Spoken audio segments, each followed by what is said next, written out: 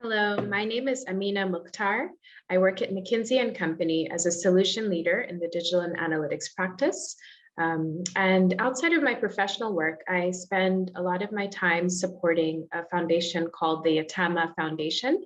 My leadership project at WomenLift Health is in collaboration with this foundation.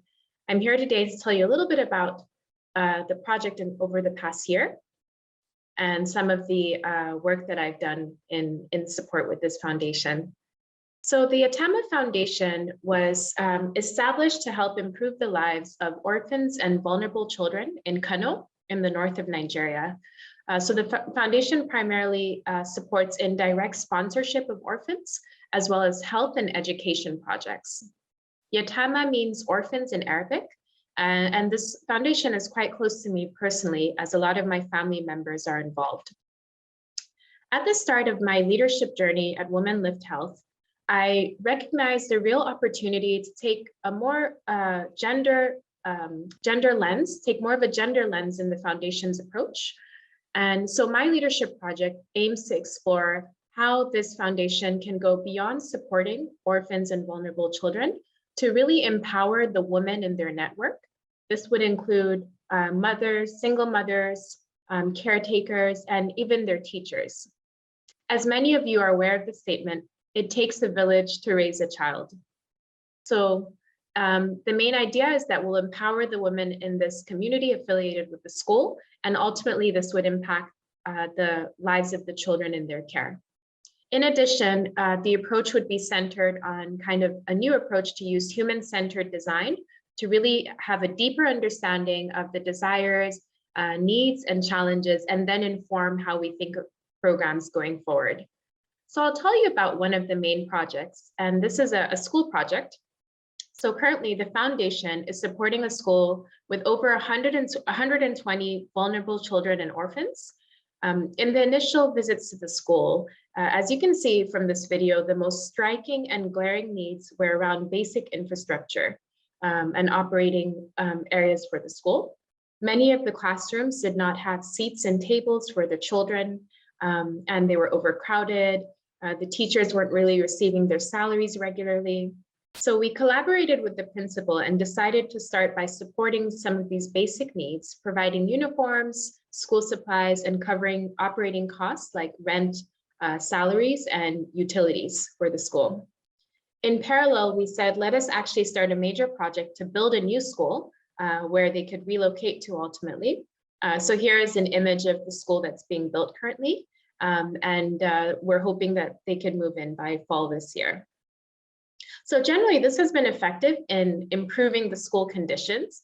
So there's really more potential to look at ways to empower the caregivers and improve the overall household's economic security and well-being, and take a more inclusive approach. So let me tell you a bit about this approach that is kind of the underlying idea behind the project. So really, I guess the first thing is to have a better understanding of some of the main challenges and needs that a lot of members of the community, the women in the community face. So we started engaging beyond the principal, so talking to the teachers, the caretakers, single mothers, and really having a deeper understanding of some of the needs that they have to help us inform how we think of programs. Then we take those insights and really start to think, how can we translate it into specific areas that we could provide support that would be more impactful. We identified a few new intervention areas, including a school feeding program and improving financial education and access for women.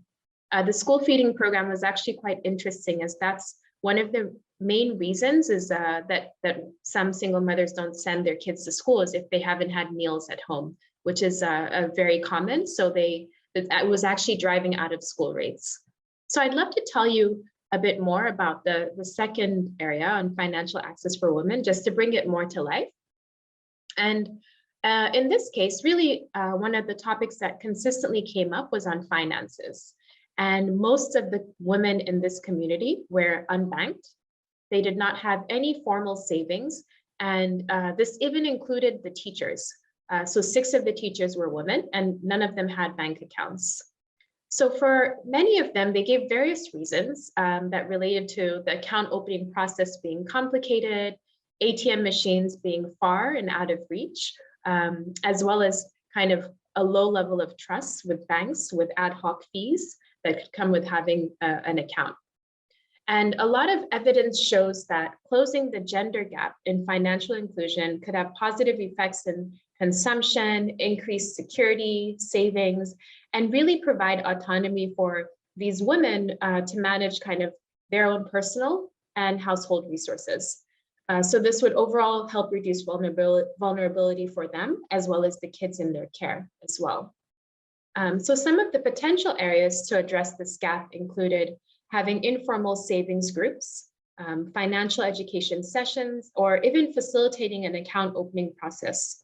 And we've already seen a number of individuals, including half the teachers, open accounts. This is just one example of how this new approach really to defining programs can help us create more impactful ways to support and empower women in the community, in the school, and ultimately improve the lives of the children, their lives and the lives of the children around them. Great. So in summary, I would just like to conclude by saying this leadership journey has really helped me kind of improve my thought process and take a more inclusive approach in my thinking, whether it's through thinking of gender or making sure all voices are heard. I'm excited about the trajectory that the foundation is taking in reimagining how we think of programs, and excited to see what the next year has in store for us. Thank you for your time, and thank you for the women in this community that have been a part of my journey in the past year.